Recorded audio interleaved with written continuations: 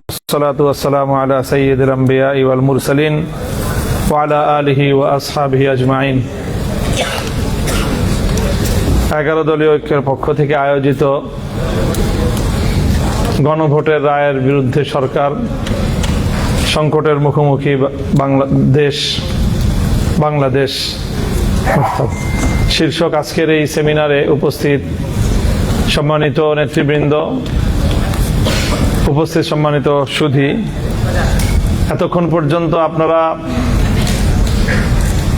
11 দলীয় ঐক্যের শীর্ষ নেতৃবৃন্দ সহ অন্যান্য আলোচকদের কাছ থেকে বর্তমান বাংলাদেশের সংকটের মূল উৎস কোথায় এবং সেই সংকটের সমাধানের পথ কি, এই বিষয়ে অত্যন্ত গুরুত্বপূর্ণ আলোচনা শুনেছেন।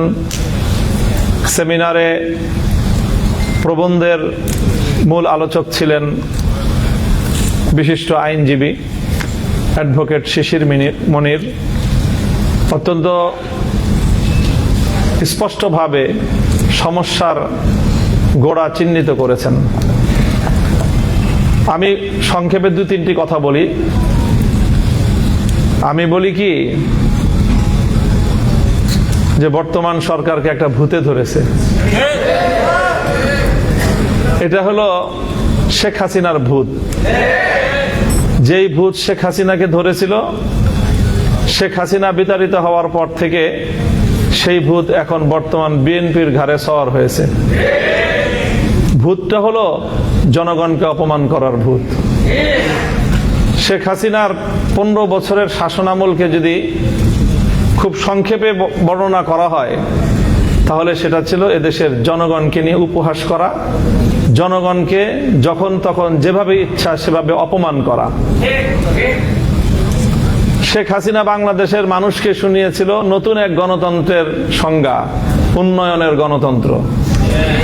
জনগণের মতামত লাগবে না, তিনি পদ্মা সেতু আর মেট্রো রেল দিয়ে গণতন্ত্র বাস্তবায়ন করেছিলেন। এভাবে সর্বশেষ শেখ হাসিনার পতনের কফিনে সর্বশেষ যে পেরেকটা ঠুকেছিল সেটাও ছিল জনগণকে অপমান করার এক ভয়াবহ বিভৎস দৃষ্টান্ত।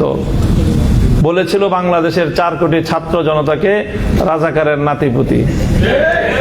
ভুলে যাওয়ার কথা নয়, আমার দেশের আত্মমর্যাদা সম্পন্ন 4 কোটি ছাত্র জনতা সেদিন রাতের অন্ধকারে বেরিয়ে এসে বলেছিল আমি কে তুমি কে। এত তাড়াতাড়ি ভুলে গেলেন জনগণকে অপমান করার পরিণাম? সেই শেখ হাসিনার জনগণকে অপমান করার ভূত এসে সওয়ার হয়েছে এখন বিএনপির কাঁধে।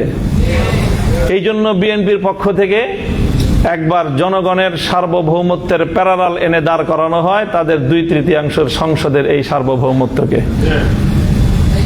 এখানে সংসদে দাঁড়িয়ে গোটা জাতিকে মূর্খ সাব্যস্ত করা হয়। বলেন নাই উনি যে এদেশের জনগণ তারা যে গণভোটে ভোট দিয়েছে না বুঝে ভোট দিয়েছে? গোটা দেশের জনগণকে মূর্খ সাব্যস্ত করেন। এরপরে উনি মাস্টার সাজেন এই মূর্খ জনগণকে বোঝানোর জন্য। উনি মাস্টার সেজে এদেশের সংসদের 300 সদস্যকে আর এই 300 সদস্য যারা গোটা দেশের জনগণের প্রতিনিধিত্ব করে তাদেরকে সংবিধান পড়ান মাস্টার সেজে। দাম্ভিকতার একটা সীমা থাকা উচিত। আপনারা জনগণকে অপমান করছেন। এই ভূত আসলে আপনাদের ঘাড়ের নতুন ভূত না, এটা শেখ হাসিনার ঘাড়ে সওয়ার হওয়া সেই পুরাতন ভূত আপনাদের কাঁধে এসেছে। আল্লামা সাঈদী রহমতুল্লাহ আলাইহির একটা খুব আলোচিত দৃষ্টান্তর কথা বলে আলোচনা শেষ করছি। ওই যে একটা আপনার বন্টনের গল্প শুনিয়েছিলেন না, যে সিংহ, গাধা আর শ্রীগাল মিলে একটা শিকার করেছে। এরপরে সিংহ বলেছে এখন তো শিকার করলাম গরু, হরিণ আর খরগোশ, এখন 3 জন মিলে শিকার করেছি, বন্টন না করে তো খাওয়াটা এটা বেইনসাফি দেখায়, কাজেই একটা পদ্ধতি অনুযায়ী তুমি বন্টন করো। গাধাকে বন্টন করতে দিল, গাধা বন্টন করলো আপনি বড়, আপনি গরুটা খান, আমি মাঝারো, আমি হরিণটা খাই, আর ওই পাতি শিয়াল ও ছোট ও খরগোশটা খাক। তো সিংহ এক চড় মেরেছিল, এক চড়ে তার ঘাড় উপরে পড়ে গিয়েছিল। এরপরে বলল যে শ্রীগালকে বলল তুই ভাগ কর। না মহারাজ কি ভাগ করব? না না, আমি তো ভাগ ছাড়া খাবো না, আমি তো সিস্টেম ছাড়া খাই না, সাংবিধানিক পদ্ধতি বাস্তবায়ন হবে তারপরে সেটা আমি খাবো। শ্রীগাল বলল যে আপনি গরুটা দিয়ে সকালবেলায় আপনি ব্রেকফাস্ট করবেন, হরিণটা দিয়ে ডিনার করবেন, লাঞ্চ করবেন, আর খরগোশটা দিয়ে আপনি ডিনার করবেন। জিজ্ঞাসা করলো এত সুন্দর বন্টন তোরে শিখাইছে কে? তো শ্রীগাল বলে ওই যে একটু আগে যে গাধার পরিণাম আমাকে এই উত্তম বন্টন শিক্ষা দিয়েছে। হাসিনার ভূত যার কাঁধে ভর করেছে তাদেরকে বলতে চাই,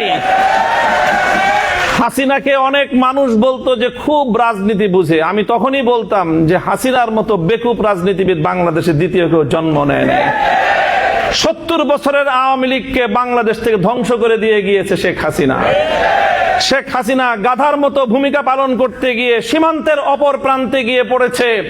তোমরা শ্রীগালের মতো যদি সেই শেখ হাসিনার পথ অবলম্বন করার চেষ্টা করো, সেখান থেকে শিক্ষা গ্রহণ করো, তোমার পরিণাম ভিন্ন কিছু হবে না। ক্ষমতার মসনদে বসলে জনগণকে খুব ক্ষুদ্র মনে হয় না? ক্ষমতার মসনদে বসে শুনেছিলাম ইঁদুর নাকি নিজেকে সিংহের মতো ভাবে। আজকে বিএনপির অবস্থা দেখে মনে হচ্ছে তারা ক্ষমতার মসনদে বসার পর জনগণকে তারা ইঁদুর আর নিজেদেরকে সিংহের মতো ভাবছে।